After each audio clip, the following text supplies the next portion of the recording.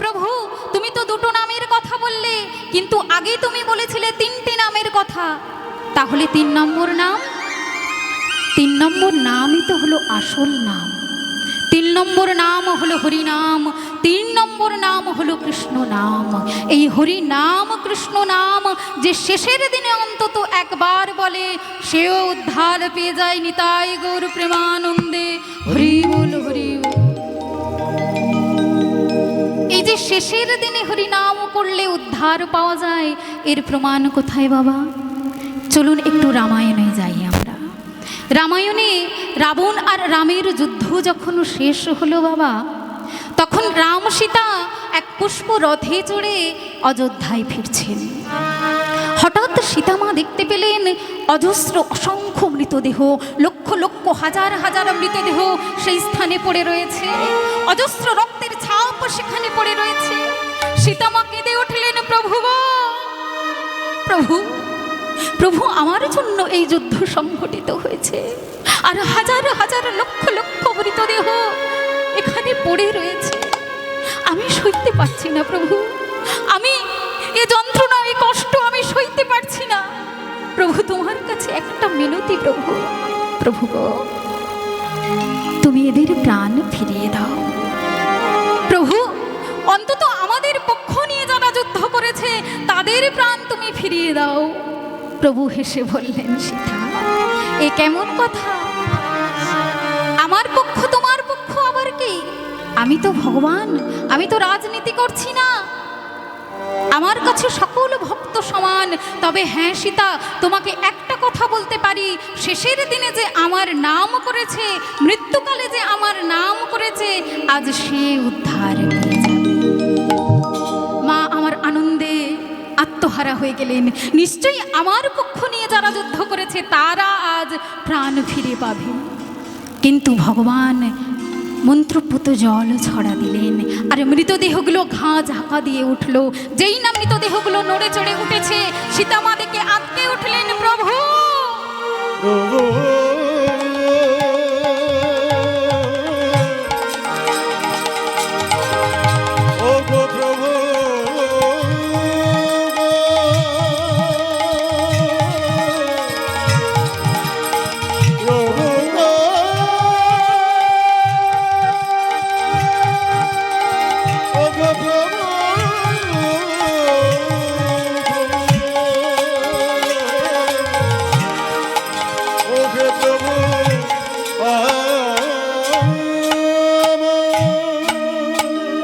প্রভু, প্রভু, তুমি এমনটা করতে পারো না প্রভু, প্রভু, আমার ভয় করছে, প্রভু, এমনটা করতে পারো না।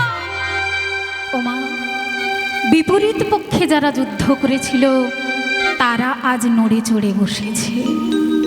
মা আমার বলছে, প্রভু, এ কি হলো? এরা তো আমাদের বিপরীত পক্ষ, তাহলে এরা আজ কেন নড়ে চড়ে বসলো? এরা কেন প্রাণ ফিরে পেল? ভগবান বলল, সীতা, আমি তোমায় বলেছিলাম না, মৃত্যুকালে যে আমার নাম করবে সে মৃত্যু থেকে উদ্ধার পাবে। এরাই আমার নাম করেছিল। কেমন করে প্রভু? মৃত্যুকালে এরা সর্বত্র ঘুরে বেরিয়েছে আর বলেছে, ওরে রাম কোথায়? রামকে খোঁজো, রামকে মারো, রামকে মারো। সর্বদা রাম নাম মুখে করেছে, জেনে হোক অজেনে হোক, সর্বদা ওরা আমার নাম মুখে বলেছে। কিন্তু আমার পক্ষ নিয়ে যারা যুদ্ধ করেছে তারা সর্বদা ওই দুরাচারী রাবণের নাম মুখে করেছে। তারা শেষ সময়ও পর্যন্ত একবারও আমার নাম উচ্চারণ করেনি। প্রভু, সীতা শেষবারের মতো যদি বলতো, প্রভু গো, হে রাম, তোমার চরণে ঠাঁই দাও, কিন্তু বলেনি। তারা সর্বদা বলে গেছে, রাবণ কোথায়? রাবণকে খোঁজো, ওকে মারো, রাবণকে মারো। তাই সীতা মৃত্যুকালে যদি একবার অন্তত আমার নাম করত, তাহলে তোমার কথায় আমি আজ ওদেরও প্রাণ ফিরিয়ে দিতাম। কিন্তু মৃত্যুকালে ওরা একবারও আমার নাম করেনি। যারা আমার বিপরীত পক্ষে যুদ্ধ করেছে তারা আমার নাম করেছে, তাই আজ তারা প্রাণ ফিরে পেল। তাই প্রভু আমার বলছে, ওগো নরহরি, হরি নাম হলো শ্রেষ্ঠ নাম, কৃষ্ণ নাম হলো শ্রেষ্ঠ নাম। এই নাম যে একবার করে শেষকালে সে উদ্ধার পেয়ে যায়। নিতাই গৌর প্রেমানন্দে হরি হরি বল, হরি বল। হরে কৃষ্ণ হরে কৃষ্ণ কৃষ্ণ কৃষ্ণ হরে হরে একবার সবাই মিলে নাম করবে। হরে রাম রাম রাম হরে হরে হরে কৃষ্ণ কৃষ্ণ কৃষ্ণ হরে হরে হরে রাম রাম রাম হরে হরে হরে কৃষ্ণ হরে কৃষ্ণ কৃষ্ণ কৃষ্ণ হরে হরে হরে রাম রাম রাম হরে হরে কৃষ্ণ নাম করতে হবে, হরি নাম করতে হবে নরহরি। তাহলে নরহরি তুমি আজ থেকে আমার সঙ্গে থাকো আর আমার সঙ্গে নাম করো কেমন? নরহরি বলে উঠল, প্রভু গো, আমি তো একা আসিনি, আমার বড় দাদাও আমার সঙ্গে এসেছে, আমি ছুটে গিয়ে তাকে ডেকে নিয়ে আসি। না নরহরি, তুমি গিয়ে তাকে বলো যে সে শত জনমেও আমার কৃপা পাবে না। প্রভু, এ তুমি কেমন কথা বললে? আমরা দুই ভাই অত আশা নিয়ে এলাম, আমায় তুমি সঙ্গে নিলে, আর আমার বড় দাদাকে বলছো শত জনমেও কৃপা পাবে না। ও বাবা, সবাই মিলে জিজ্ঞাসা করবে ভাবছে যে মহাপ্রভু কেন এমন কথা বলেছে। এদিকে যাকে বলেছে সেই আনন্দে দু বাহু তুলে নৃত্য করছে। সবাই গিয়ে বলছে, ও মুকুন্দ, প্রভু তোমায় কি কথা করছে, কি কথা বলেছে তুমি জানো? আমি জানি। কি বলেছে বলো তো? শত জনমেও তুমি কৃপা পাবে না। যদি আমাদের বলতো আমরা কি করতাম জানো? ওগো, আমরা ওই সুরধুনির গঙ্গায় ডুবে মরতাম। কিন্তু তুমি আনন্দে তো বাহু তুলে নৃত্য করছো। মুকুন্দ সরকার বলছে, জানো, প্রভু তো আমায় বলেনি যে আমি কোনো জনমেও কৃপা পাবো না। প্রভু আমায় বলেছে আমি শত জনমেও কৃপা পাবো না। তাহলে শত জনমে যদি আমি কৃপা না পাই, তাহলে 101 জনমে গিয়ে নিশ্চয়ই কৃপা পাবো। ওগো, এই শত জনম না হয় গৌর গৌর বলে কেঁদে যাব, এই শত জনম না হয় হাগৌর হাগৌর কৃপা করো বলে বলে কেঁদে যাব, কিন্তু নিশ্চয়ই 101 জনমে গিয়ে তো ফিরে পাবো, কৃপা পাবো। প্রভু, প্রভু শুনে সহ্য করে থাকতে পারলেন না। ডেকে আনো নিত্যানন্দ দাদা, তুমি গিয়ে ডেকে আনো ওকে। ডেকে নিয়ে আসলো, গিয়ে তো প্রভুর চরণে পড়েছে। প্রভু গো, এসো, ওঠো, তোমার ঠাঁই আমার চরণে নয়, এসো এসো, তুমি আমার কাছে এসো। প্রভু, তাহলে তুমি কৃপা করলে তো? না, কৃপা করেছি বটে, কিন্তু তুমি এখানে থাকতে পারবে না। কেন প্রভু? আমি থাকতে পারবো না, তাহলে আমি কি করব? আমার কাজ কি? তুমি কি করবে জানো? তুমি ফিরে যাও, ফিরে যাও শ্রীখণ্ডে, ফিরে যাও, ফিরে যাও, ফিরে যাও শ্রীখণ্ডে, ফিরে যাও, ফিরে যাও, যাও, যাও, ফিরে যাও, ফিরে যাও, ফিরে যাও, ফিরে যাও, যাও, যাও, ফিরে যাও, ফিরে যাও, যাও, যাও, ফিরে যাও, ফিরে যাও, ফিরে যাও শ্রীখণ্ডে, ফিরে যাও, ফিরে যাও, ফিরে যাও শ্রীখণ্ডে, ফিরে যাও, ফিরে যাও, ফিরে যাও শ্রীখণ্ডে, ফিরে যাও। প্রভু গো, ফিরে যে যেতে বলছো, ফিরে গিয়ে আমার কাজ কি হবে? আমি ফিরে গিয়ে কি করব? তুমি কি করবে জানো? দাঁড়ে দাঁড়ে গিয়া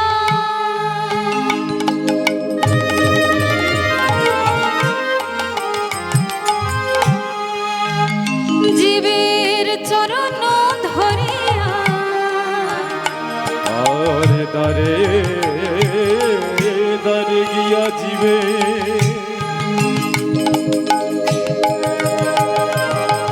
চরণ ধরিয়া হরে না হরে না হরে না বিলাও, ফিরে যাও ফিরে যাও শ্রীখণ্ডে, ফিরে যাও ফিরে যাও ফিরে যাও শ্রীখণ্ডে। ফিরে যাও ফিরে যাও ফিরে যাও শ্রীখণ্ডে ফিরে যাও। প্রভু, তুমি জেনে শুনে আমায় ওই সংসারের পঙ্কিলাবর্তে ঠেলে দিচ্ছ প্রভু। মুকুন্দ, সংসারকে পঙ্কিলাবর্ত বলো না। কেন বলবো না প্রভু? সংসারে তুমি লক্ষ্য করে দেখো না, চারিদিকে জুয়া চুরি লেগেই রয়েছে। তাহলে সংসারকে আমি পঙ্কিলাবর্ত পাক বলছি, তাতে অন্যায় কি? না মুকুন্দ, মুকুন্দ, এই কথা কি তুমি জানো যে সংসার ধর্ম ত্যাগ করে পরিত্যাগ করে যারা ভগবানের নাম গান করে তারা তো করবেই, কিন্তু যারা সংসার ধর্ম করে সংসার ধর্ম বজায় রেখে ভগবানের নাম গান করে তারা যে ভগবানের পরম প্রিয় ভক্ত হয়। একই কথা বলছো প্রভু? যারা সংসারে থেকে ভগবানের নাম গান করে তারা ভগবানের প্রিয় ভক্ত? হ্যাঁ, তারাই ভগবানের প্রিয় ভক্ত হয়। শোনো মুকুন্দ বাবা, একদিন নারদ মুনি কি করেছে? নারদ মুনি তো সর্বদা বিনা যন্ত্র নিয়ে নারায়ণ নারায়ণ করে বেড়ায়। একবার হয়েছে কি, নারায়ণ নারায়ণ করতে করতে বৈকুণ্ঠে এসে উপস্থিত হয়েছে।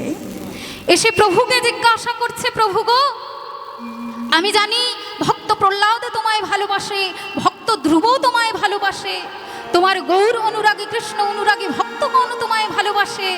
প্রভু, আজ একটা প্রশ্নের উত্তর তোমায় দিতে হবে। কি প্রশ্ন নারদ? প্রভু, সমস্ত ভক্তবৃন্দের মধ্যে তোমার সবচেয়ে বড় ভক্তকে আজ তুমি বলে দাও।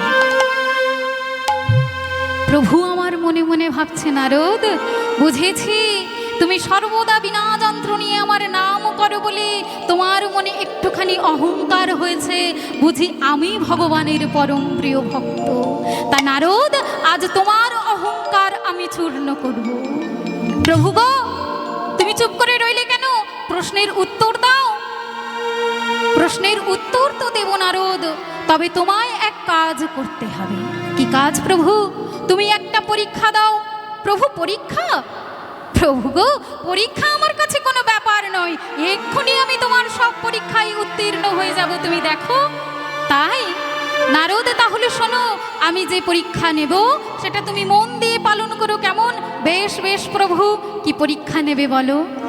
এই বলে ভগবান মা একটা বাটিতে করে কানায় কানায় পূর্ণ করে তেল নিয়ে নারদের হাতে ধরিয়ে দিয়েছে।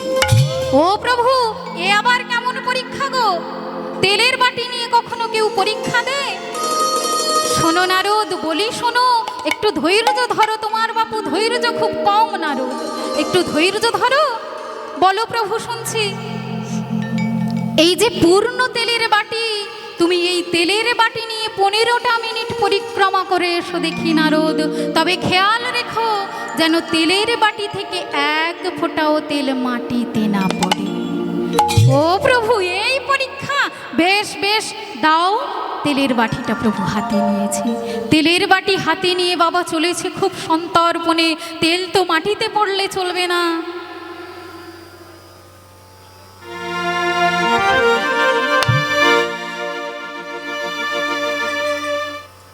ও প্রভু, এই নাও তোমার তেল ধরো। দেখো দেখো, লক্ষ্য করে দেখো, এক ফোঁটাও তেল কিন্তু মাটিতে পড়েনি। ভগবান আমার মনে মনে ভাবছে, আমি তো জানি নারদ এক ফোঁটা তেল মাটিতেও পড়েনি। নারদ, সেটা তো আমি জানি, কিন্তু সেটা তো কথা নয়। নারদ, তুমি যে সর্বদা দিবা রাত্র বিনা যন্ত্র নিয়ে নারায়ণ নারায়ণ করে বেড়াও, নারদ, এই তেলের বাটিটা হাতে নিয়ে তুমি যতক্ষণ পরিক্রমা করেছো, বলো তো নারদ, মনে করে তুমি কতবার আমার নাম স্মরণ করেছো? ও প্রভু, তুমি যে তেলের বাটি দিয়েছো, ওই তেলের বাটির দিকে চেয়ে চেয়ে আমার চোখ কপালে উঠেছে প্রভু। দেখো দেখো, ঘামে নামাবলি পর্যন্ত ভিজে গেছে প্রভু। আর তুমি বলছো কিনা হরিনাম করতে, কৃষ্ণ নাম করতে। কেমন করে করব? তেলের বাটির চিন্তা করব, ওদিকে খেয়াল রাখবো, না তোমার নাম করব? প্রভু আমার বলল, নারদ, তুমি এক বাটি তেলের চিন্তায় দিবা রাত্র করা তোমার মুখের কৃষ্ণ নাম তুমি ভুলে গেলে।